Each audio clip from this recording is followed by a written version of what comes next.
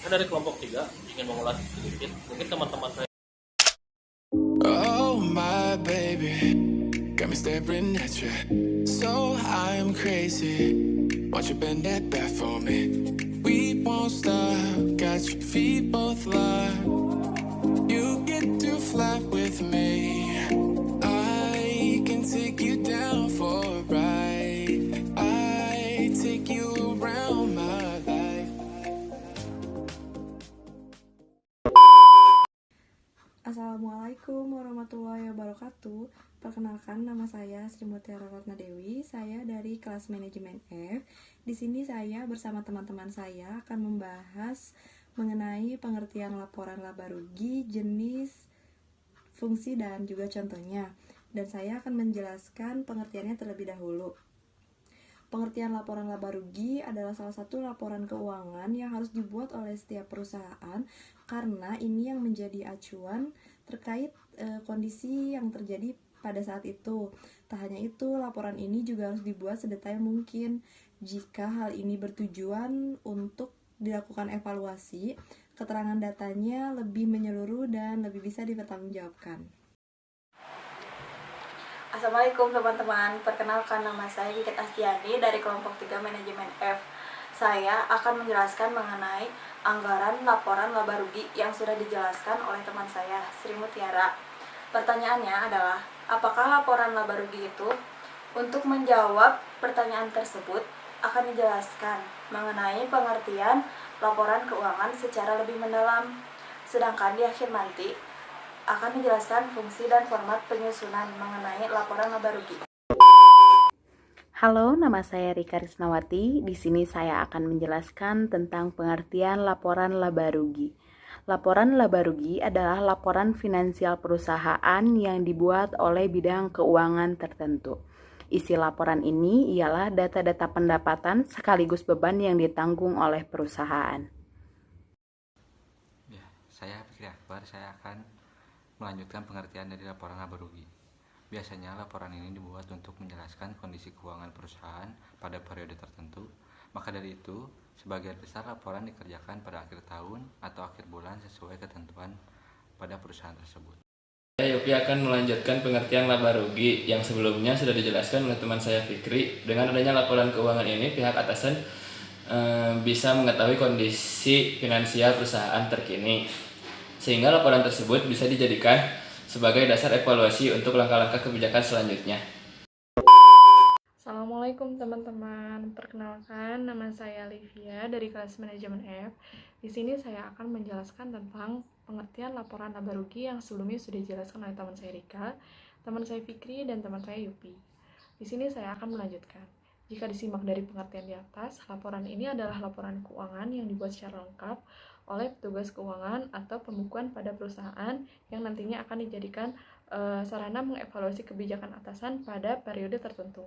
Dari kesimpulan ini bisa dinyatakan kalau laporan keuangan ini harus dibuat dengan baik.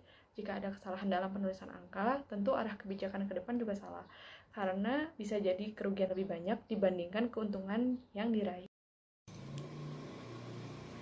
Perkenalkan, nama saya Fajri Istiqomawati Fajriani. Di sini saya akan menjelaskan tentang jenis dan contoh laporan laba rugi atau income statement, di mana ada dua jenis laporan laba rugi, yaitu laporan laba rugi single step dan laporan laba rugi multiple step. Yang pertama adalah laporan laba rugi single step. Laporan ini bersifat sederhana, tidak berisi detail perputaran keuangan yang terjadi pada perusahaan dan biasanya dipakai oleh perusahaan rintisan atau UKM. Berikut adalah contoh laporan laba rugi single step. Dalam bentuk single step, semua pendapatan, yaitu pendapatan operasional, pendapatan lain-lain, dikelompokkan menjadi satu, yaitu kelompok pendapatan, dan semua beban seperti beban operasional, beban administrasi juga dikelompokkan menjadi satu, yaitu kelompok beban. Kelompok pendapatan diletakkan paling awal laporan dan dijumlahkan, kemudian dikurangi dengan HPP atau harga pokok penjualan. Jika pendapatan dikurangi dengan HPP, maka akan diketahui laba kotornya. Selanjutnya, Kelompok beban dijumlahkan, kemudian laba kotor dikurangi dengan total beban. Di sini kita akan mengetahui apakah perusahaan mengalami keuntungan atau mengalami kerugian. Nama saya Ade Nur Jaman, NPM saya 155. Saya akan menjelaskan tentang laporan laba rugi multi-level step.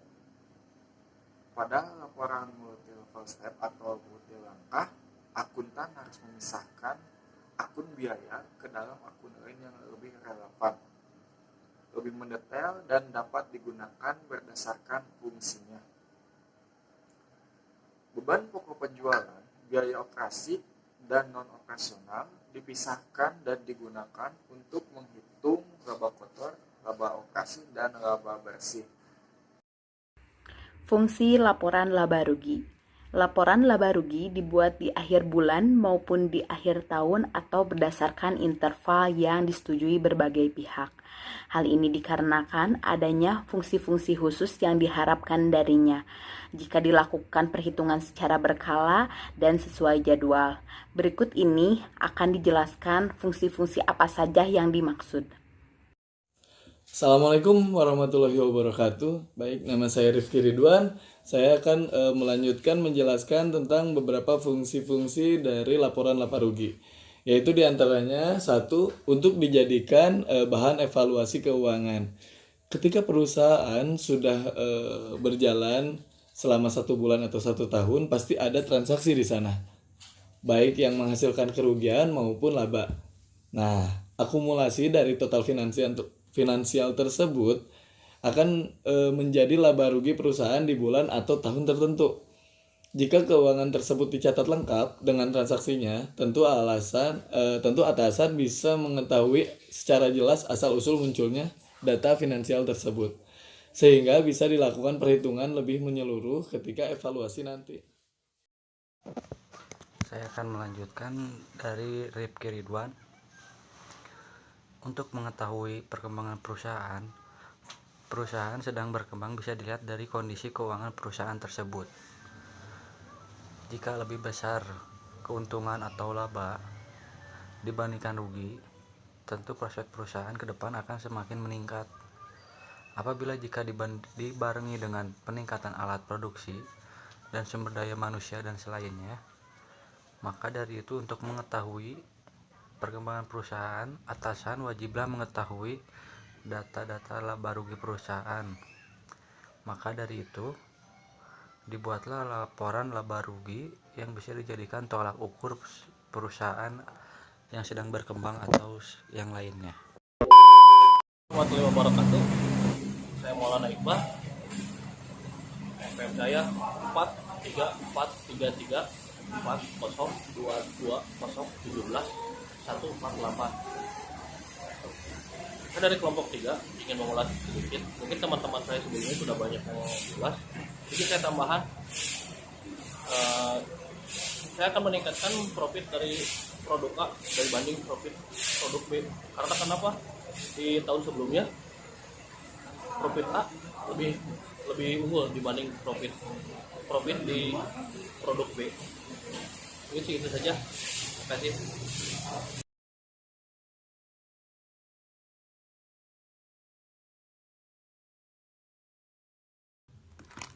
Setelah pemaparan yang telah dijelaskan oleh teman-teman saya tadi, di sini saya akan memberikan kesimpulan terkait laporan laba rugi.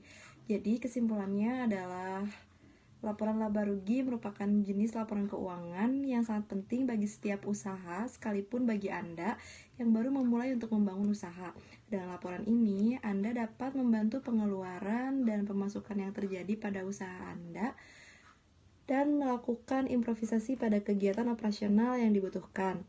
Selain itu, setiap pengeluaran dan pemasukan akan berkelompok langsung pada kelangsungan bisnis Anda.